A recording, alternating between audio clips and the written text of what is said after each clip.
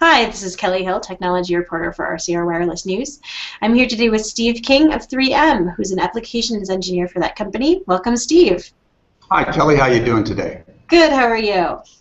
Doing just fine, thanks. Great. Well, we're going to be talking today about trends in tower technologies, and I'm hoping that we can just kind of jump right into that and talk about what you see as the major trends in technology at the tower sites these days.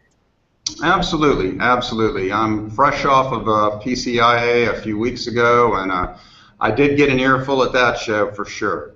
I bet. So, if I had to summarize what I see happening right now, particularly in North America and the U.S. marketplace, it would be all about what we call densification, network densification, and you know, with AT&T and Velocity IP, they've already announced, 10,000 new Macrosites over a 3-year period, which will end in 2015.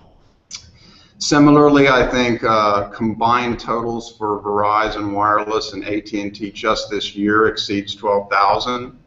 So the point of all this is that what we see at the macro sites is more and more infrastructure trying to support the demands of the mobile workforce, the wireless data growth that we're seeing in the industry. So a big trend there would be, how do we get all the equipment that we need up on the tower? And this has driven whole new types of architectures, like what's now known as subsectoring. So rather than the traditional 3-way, 120-degree each sector, now you have sort of smaller, a subdivided pie, if you will. And each of those sectors is narrower, and that allows you to concentrate more equipment in that narrow area to give a better quality of experience to those users who are in that slice of the pie, if you will.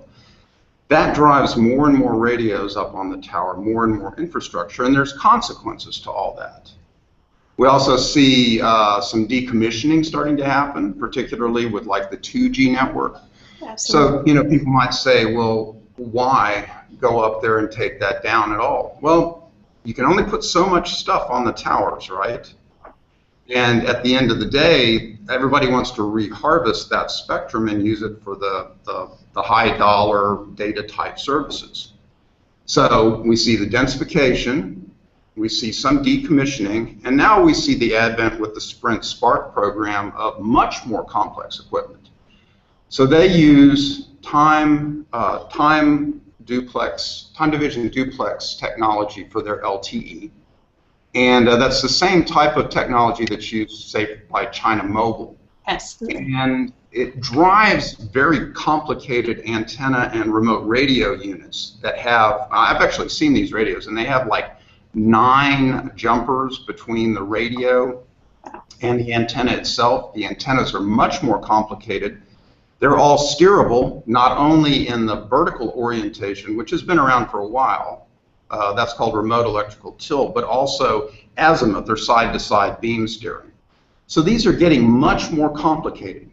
And you know, we start to see realizations of the how to deal with the fact that there's so much video now going on over wireless connections. So we see things like edge data caching at the cell sites. It's just starting to happen, but I think that's going to be a big growth area. Wow. And does a more complicated system necessarily, does that also mean, you know, more potential points of breakdown? Well, I would have to say yes, in the sense that the more connections you have, the more interactions that are possible, then the more likely it is that you could have an issue. However, you know, a lot of work goes into testing these systems before they're ever deployed, and as a matter of fact, 201, the mobile operators in the U.S. certainly will go out and they'll trial these things for probably 6 months before they ever put anything up. I know that was particularly true for the active antenna systems because there was concern there, right? I'm going to take the RRU, I'm going to, you know, embody it in the antenna radome, and then what's going to happen with my thermal performance? What's going to happen with when I get salt air in there? These sorts of things are all being analyzed. But I don't think we'll see, say, the level of issues that we saw with the first rollouts about 2009, 2010. People got kind of queasy then because it was like fairly high mortality rates, right? And a lot of that just had to do with unfamiliarity of the equipment. FTTA was a whole new concept. The tower hands didn't know how to deal with the fiber. I think we're past all that. So now it's just kind of like, you know, more complicated equipment. Do we put it up right? If we do, it probably works. Okay. So let's talk a little bit more in detail. You know, our remote radio heads, remote radio units, definitely in very widespread use at the tower. How are that configuration and fiber to the antenna shaping what's going on at the macro site in terms of architectures? Oh, hugely. So basically, I've studied this part extensively. I've written some white papers on this, and you know, you go from this model where you had coaxial fed pipes going up the tower, and then you had relatively small passive antennas at the top. So now you turn that whole perspective on its head. Now you've got very little at the base of the tower. You no longer need a shelter particularly. You don't have those big gray lockers like you see at the 3G cell sites with air conditioners humming and all this sort of thing. Now what you have is some number, as I mentioned before, it could be up to 7 radios per sector of 50-pound each remote radio heads, and then these very complicated antennas. So you've taken this dynamic and flipped it on its head.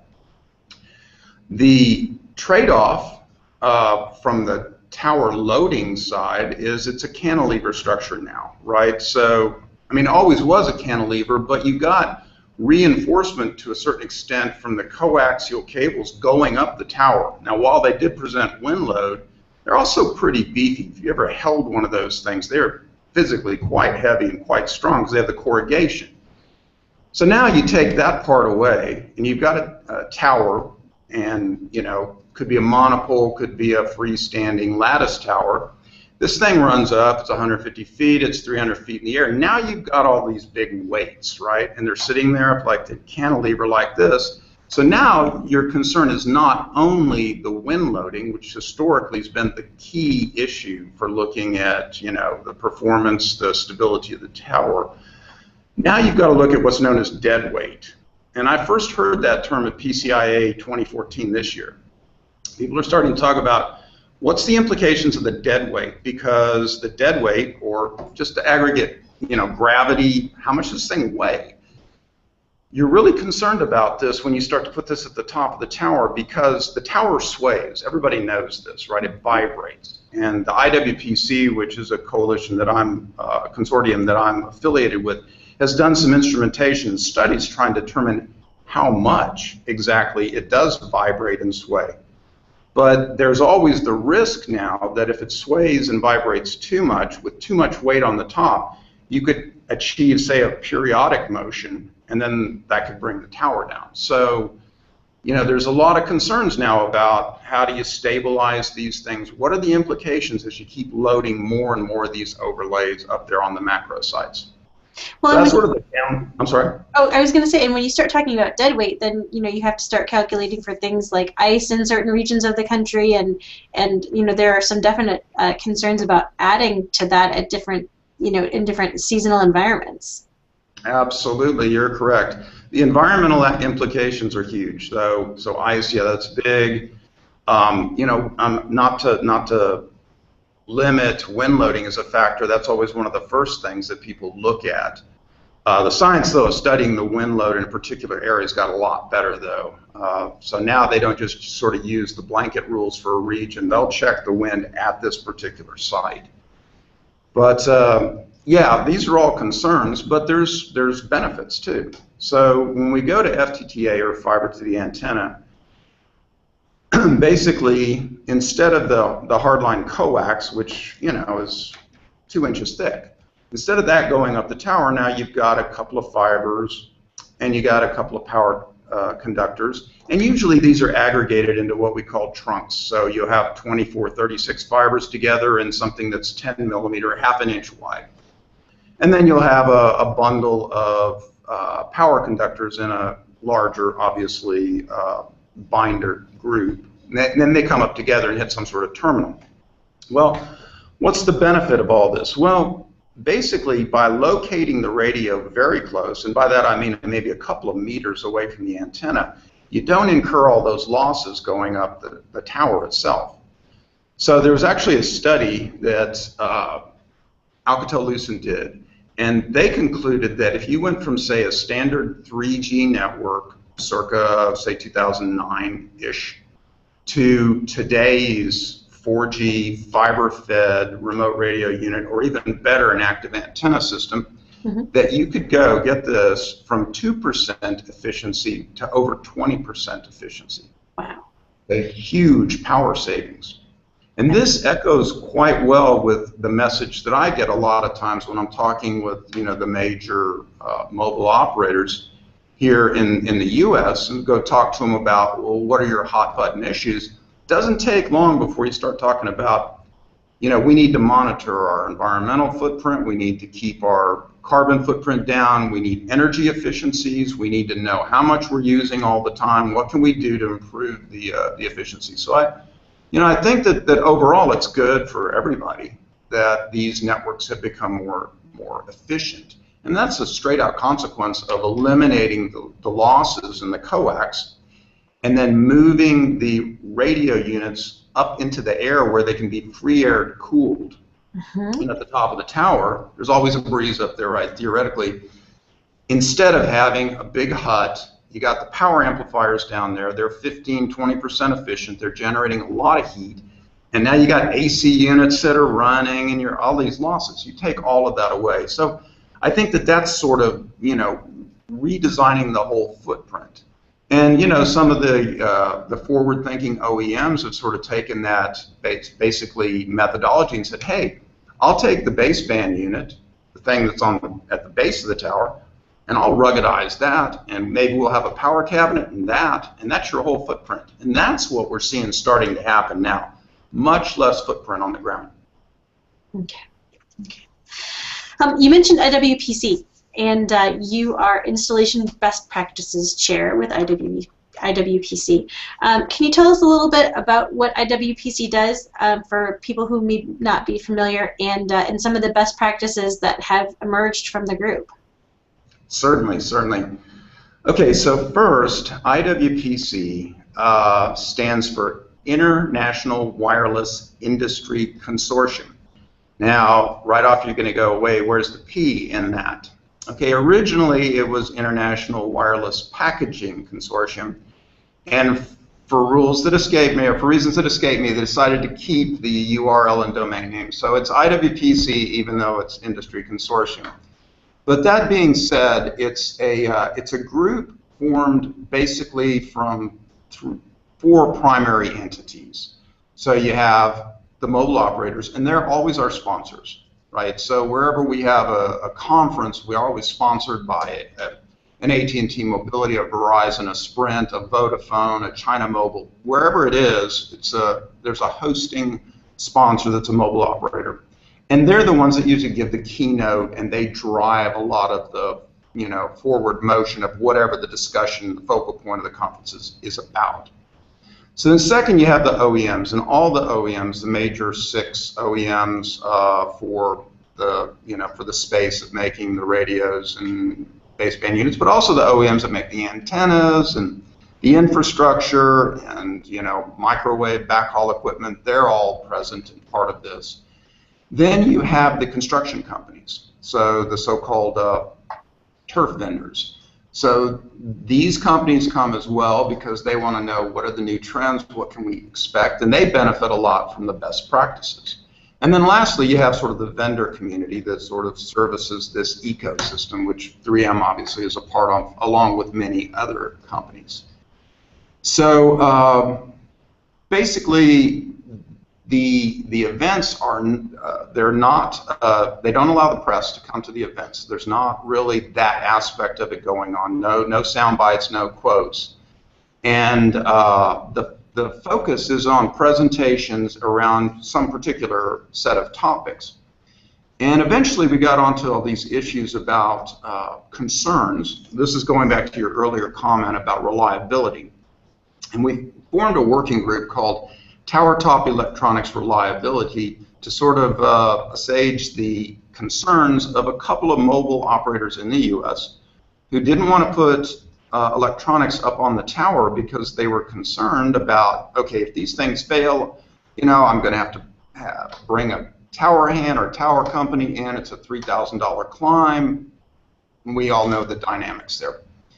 So basically the working group was tasked with talking to the OEMs, looking at the failure rates, why did they fail, talking to the installation companies, and by them I mean, you know, Black & Veatch and Goodman Networks and all these kind of guys, and look at, okay, what kind of training did they have, what did they see as being problems, and then coming up with a set of sort of standardized practices and saying, hey, here's how you should deal with hoisting and mounting the radio units. Here's how you should deal with power cables. Here's how you should deal with fiber. That was a big deal. Here's how you deal with grounding, another big deal. Protection, like you know, lightning arrest up on the top of the tower. How do you deal with the job closeout? How do you test? All these things were rolled into a presentation which I gave year before last, and it was met very favorably. And I was asked to develop a white paper, which I did and published under the IWPC's banner. And so my understanding is that now that that's being picked up by yet another forum who doesn't want to turn it into an actual standards document. And so, you know, I'm pleased that it's continuing to have life from that respect. I also chair a subcommittee that is in the small cell working groups. This is a new space, and I'm doing similar work on, originally it was titled Installation Best Practices for Small Cells, but when you get right down to it, it's too new an industry. There are no best practices, they're just practices. Yeah. So I call it field experience and knowledge. Okay. And so can you tell us? So that's kind of the process that this has been through, and you said it's been favorably received by the industry. You know, can you break it down for us into a few major, you know, points in terms of, you know, what those best, you know, what emerged in terms of, you know, a couple of the best practices that that are useful? Oh yeah, absolutely. Well, grounding is almost like a religion in this business, and people approach grounding different ways. So it was good to not only standardize and be real clear with folks about the reasons that they do some of these things that they do. I'll give you a case in point. One example that I heard of was a grounding job. This is the grounding from the ground bar at the top of the tower to the ground at the base of the tower, the one that always gets stolen, right? Okay. So in this particular case, the tower hand was not very well trained in this area, and so he did a very neat job, like maybe a contractor would do in a house. And there was like lots of nice right angles and bends, and everything was very neatly done. Unfortunately, that's terrible as a ground, because it presents a lot of inductance, and so, you know, the lightning strike or whatever you're trying to dump to ground goes anywhere but that path. And so, you know, we tried to communicate that and some practices with two lug versus one lug grounding, and how do you avoid getting, say, one nut slightly on top of another nut, and then you can get corrosion in there because water will creep in there, dissimilar metals potentially, and then you start getting these crevice corrosion effects, which then build up and you don't have a good ground. So all of that was documented with pictures. On the sort of touchy issue of the percentage failures of remote radio heads, obviously that's proprietary information to the OEMs. So OEM A is not going to go, yeah, my radios fail X% of the time, because OEM B might say, oh, mine only fail half of that. So instead I neutralized it. I said, okay, I'm not going to use anybody's names. I won't associate the names with the data, and all I want is infant mortality. I want to know the ones that are DOA when they put them up on the tower. So that was pretty good because people were willing to share that. And by that I mean the OEMs were willing to share that, and they were pretty consistent in their failure rate. And so I said, okay, why are they failing? And in most cases, it was due to the tower hands actually removing seals before they hoisted. Oh, okay. Right, so it's convenient to you to do so, like you're going to open up the optical seal or the power feed seal, and you say, okay, now I'm going to hoist it up, and when I get it up in place, it's easy for me to plug my connectors in. Well, that's not so good, you know, especially if you take that now opened up radio head, you happen to sit it in a mud puddle. Okay, now you just ruin the optical interface. Those are the sorts of things that happen quite a bit. That and just, you know, damage from improper hoisting, right? If you didn't use a 3-point hoist and the thing is like a big pendulum, and as it goes up, it's banging into the tower, well, there go your cooling fins. Those were the two most common things. But the interesting thing was, by distilling this down and talking about how good practices could avoid this, then the mobile carrier, or mobile operators rather, who were concerned about it, got a little more relaxed, I think. Okay. All right. So good lessons learned there, kind of distilling them for folks. So, you know, we talked about kind of the changing architecture at the sites and how that does have benefits for energy efficiency, but it also is causing some concerns in terms of loading. Do you think that there's an overloading problem at cell sites? There's certainly an overloading problem at some cell sites. I think that everybody in the industry can agree with that. I've heard some pretty scary stories about people's, and these would be mobile operators, their reticence to do anything at some sites because they're concerned about the stability of the steel. If you read, for instance, what an American Tower, Crown Castle, talks about now when they're building a new tower, so say they're going to start today, they're going to build that tower for a minimum of 5 tenants. They're going to assume that they're all LTE sites because that's what's going in now. And those are big sites. They're big, heavy equipment. If you're low band, like you're running 700 megahertz, you might see a 6-foot by 6-foot planar antenna, each sector. Huge wind sails. So they build for this, right? That's fine. The problem that you get into is when you're trying to reuse infrastructure, by that I mean towers, that were built, say, in the 90s. Now, if you go back, and then during the 90s, there was sort of an economic dip, and the wireless business was, you know, feeling some pain over basically, you know, what they had sunk into spectrum versus the adoption rates, and take rates for 3G were slow, things like that. So basically what happened was a lot of those towers got only enough steel to support what they had, and they're purpose built for a PCS installation, you know. Those antennas were maybe 3 feet by 10 inches wide, and there's 3 of them, very light. So you had the frames, the mounting frames, you had the steel itself, everything's designed to support that. And there might be 2 or 3 tiers of it, but not much weight. Now you turn around and you're trying to mount, you know, 3, 6, 60-pound each remote radio units, and then these 70-plus pound antennas, plus TMAs to support all that, and then all the infrastructure and wiring and cabling that comes into play. You can easily see how you get overstressed mounts. Oh, yeah. So I've worked in conjunction with like Andrew Comscope and SitePro and Ericsson to look at, okay, what's it going to take, and can this mount be reused at all? Does it have to be replaced? So there's a fairly good emerging science now about what's a good approach.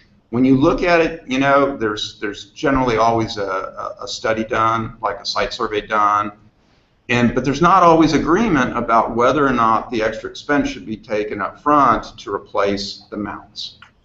And I've seen some interesting pictures where those mounts are deflecting quite a bit. So they were maybe designed for PCS. They're trying to strap some LTE gear up there. So yeah, there's some issues where that steel is flat overloaded. As a matter of fact, at PCIA, I talked to a company whose primary business model is reinforcing the existing mounts, probably monopoles from the look of it. And, I talked to him about the steel, and I said, okay, so what's this going to cost, to put the steel up? And they said upwards of $70,000 just to reinforce the steel. Now, that's not counting the labor, that's the steel. So, yeah, it's an expensive proposition to keep these things running. Yeah.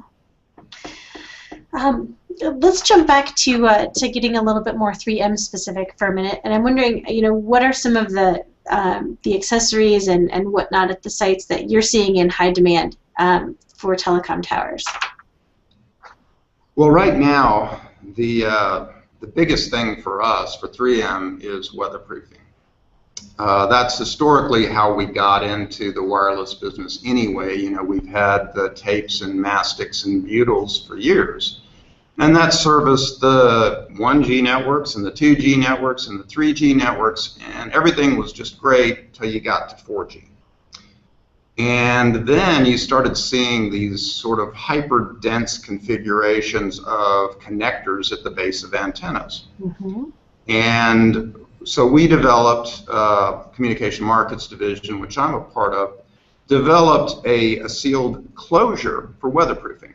And it's called a slim lock closure. And these have been very, very successful in the market, primarily because they support one-handed operation and they're re-enterable. So now that we have 4G networks, people are concerned about something called passive intermodulation distortion, or PIM. And one of the things that goes with PIM is periodic retesting of the network to see if you've got some PIM interference. And remember, they can get into somebody else's licensed spectrum, and that's bad, and the FCC shuts you down or fines you, so it's really a big deal to the mobile operators. So the point of all this is a re-enterable weatherproofing closure is very simple to take the closure off, take the jumper off the antenna, say if you detect PIM, and sectionalize. You can put your dummy load up there and that sort of thing. So even now we've seen the drive. I mean, a lifetime in this business is like 9 months. And so we launched the first set of slim locks for the DIN 716 connector, which was the common RF connector up until now. And now with like Sprint Spark, and then all the action that's going on with China Mobile, we're seeing the emergence of what's called the mini DIN connector, which is about not quite half the size, and the N connectors. So we've come up with new families of slim lock closures, which we'll be launching this summer to address those new needs. Very dense connections. So weatherproofing, obviously, high take rate. Also tower-mounted terminals. So I mentioned earlier about sort of the way that the tower is architected to get you the fiber and power. Well, that almost always begs for a terminal. So you've got, as I mentioned, you've got, say, 24 fibers and a 10mm jacketed cable. That's got to hit something that's going to break it out and turn it into something usable by the radio head. Similarly, that's also true for the power cables. If they're run together in a common jacket, it has to have something to furcate or break it out into two go here, two go here, two go here, and that has to be weatherproof. So by and large, it becomes a terminal.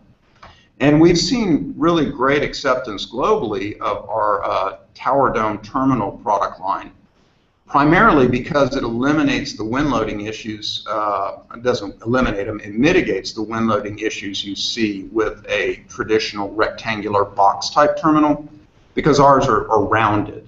And so they're much more aerodynamic and present about half the wind load. So that's been going quite well. And now we're starting to see increasing interest in field mount fiber connectivity.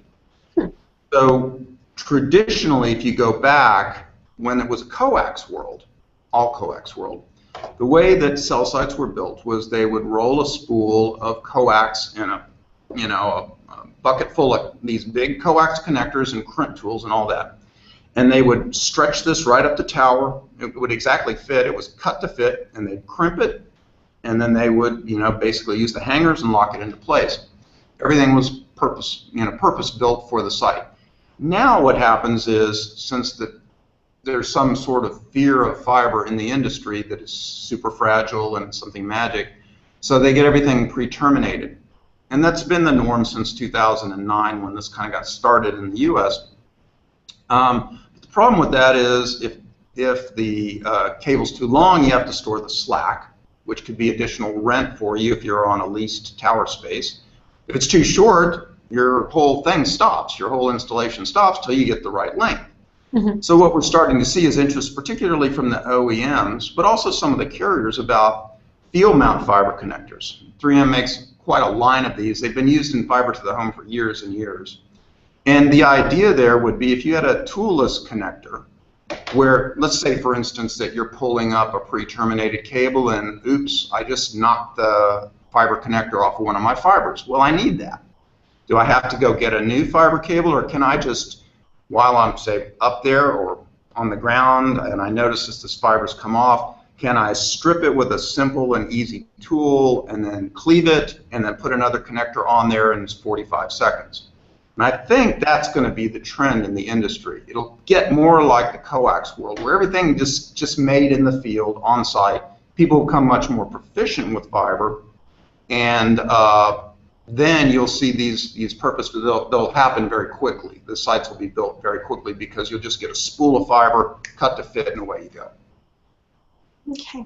Now, Steve, one of the things that you mentioned was working on practices, not necessarily best practices yet, but field experience with small cells. How do you think we're going to see small cells change the network? Well, there's a tremendous amount of promise with small cells, and they've been the linchpin of the heterogeneous network topology for years and years now. The original idea, and this is what was done with the 3G, so if you look at the biggest deployments existing of small cells, I'm talking existing deployments. You know, you've got Vodafone with their 3G deployments in Europe, you've got SoftBank with their 3G deployments in Japan. Now you have AT&T Mobility's promised 40K small cell sites in the US. Now that's a mix. A lot of them will be indoor for IBW applications, but there's a fair number of what they call metro cells, public access small cells. So obviously the primary thing that they're bringing to the equation is data offload in hotspot areas. And so the original idea was they weren't even going to carry voice. They were just going to carry data. And so you kind of have this mix of, well, you know, Wi-Fi can do that too. How's a small cell bringing this into play? Well, Wi-Fi, at the end of the day, while it's always going to be part of the equation, is sort of an uncontrolled environment. And so this allows the license spectra of the mobile operators to be brought to bear, specifically where the people are. That's where your hotspots are. That's where they're going to be, really fussing about delay time. It takes me too long to get a web page up or to stream my video.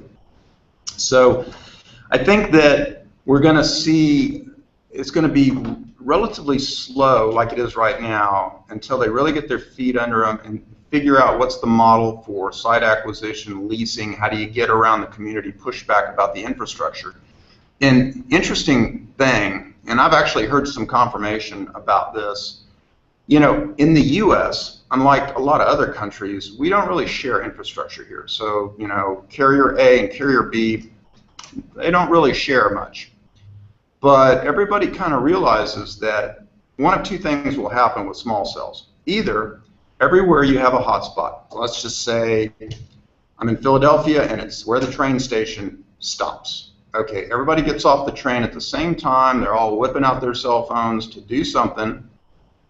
So every carrier's got to have a small cell there, right? Because it's a hotspot for all four of them. How long will it be before the communities are going, wait a minute, I'm seeing these forests of small cells everywhere. And so I think that ultimately either the technology will develop itself to where you could have a multi-carrier device, or they'll just figure out a way to share that. And that's already being discussed because, I could see one or two of these maybe going up, but if you're looking at a historic district somewhere in downtown Chicago and you're trying to put a bunch of gray and black boxes up all over walls and parks and things, it won't be long before they have to figure out a way to try and keep that footprint down. Yeah. Okay, so let's expand this, and I'm going to ask you to take out your crystal ball and tell us what you think we're going to see in terms of, you've mentioned a few as we've kind of come along, but kind of if you could kind of wrap it up for us and tell us what you see as the major upcoming trends, major factors at Macrosite specifically in the next, say 2 to 3 years. Okay, well, I'll beat this drum all day long. I really think the macro cells are here to stay. I've sat in on webinars where people have hypothesized, no, the small cells will take over and the macro cells will just go away. I just flat don't see it. As a matter of fact, I can sort of paraphrase, I don't know the direct quote, but Chad Towns, who's a VP of the Antenna Systems Group for AT&T Mobility, he was asked once sort of what was his methodology for deploying small cells. He goes, well, he says, if I need more capacity, first I'm going to look to the macro, and if the macro looks too expensive, then I'll go look at a small cell, and if that looks problematic, either from site acquisition or community pushback or cost, then I'm going to go back to the macro. So that gives you a little bit of an idea there of how the mobile operators are thinking about that. And I couldn't agree more. I think that the technologies, the OEMs are really focused on how do I bring this massive capacity to the towers. Well, I say towers, rooftops, any of the macro sites. So I think they're here to stay. However, that being said, I also think that some of the things that right now are just kind of like burbling around, they're hot, hot topics, but nobody's doing them. Things like the Cloud RAN, right? So you're going to abstract the radio access network away from the localized, locally optimized base station. You're going to take it up to the cloud. That has huge benefits. Bandwidth on demand. You can shift the resources where you need them dynamically. Network function virtualization, same thing. I think within the next 2 years you'll be seeing those because they just have too many benefits. Another thing too, I've read about some of these and I think that they're just going to continue to grow is what we call smart sites. So these are going to be heavily, I'll say M to M because it probably will be, but they're heavily censored sites, macro sites, where everything is getting censored from the tower sway, the motion, the power usage, everything, and they're going to be dynamically controlled all the time to maximize their performance. So a heavily instrumented so-called smart sites. I think that that's going to be a big deal. And as the sites become smarter, this starts to fold into what's beginning to happen now, which is edge data caching. So basically, in a nutshell, that's the same thing that happened with Internet 1.0, if you'll recall. I remember those days, right? Frame relays, you've got your DSL or your 56K dial-up thing, and it took forever to get Yahoo to load, your portal to load even. Then all of a sudden, magically, one day, it's popping up. That's because they figured out, hey, let's cache that locally, because everybody's going there, and pop it up real fast, and then we'll populate the stuff that changes. Same thing's going to be true at the cell sites. So if there's a big issue with congestion of the backhaul, particularly from entities like Netflix, right? You got all these movies chewing up 50, 60, 70% of the backbone. Well, what if you took the top 20 movies and you cached them locally at the cell sites? And you cache the breaking news story, whatever the news story, a Princess Diana level or a weather event level news story. You cache it locally, get it off the backbone, you can deliver it instantaneously, right? The content's just right there. And there's already mechanisms and companies starting to do this kind of work so that you can almost envision it like the macro site becomes sort of the mini data center of the future. So that's my my 2-bit view of the future. All right, well, I've been talking today with Steve King, Applications Engineer for 3M. Steve, thanks so much for your time today. I really enjoyed the conversation. Great. Thanks so much, Kelly. Thanks.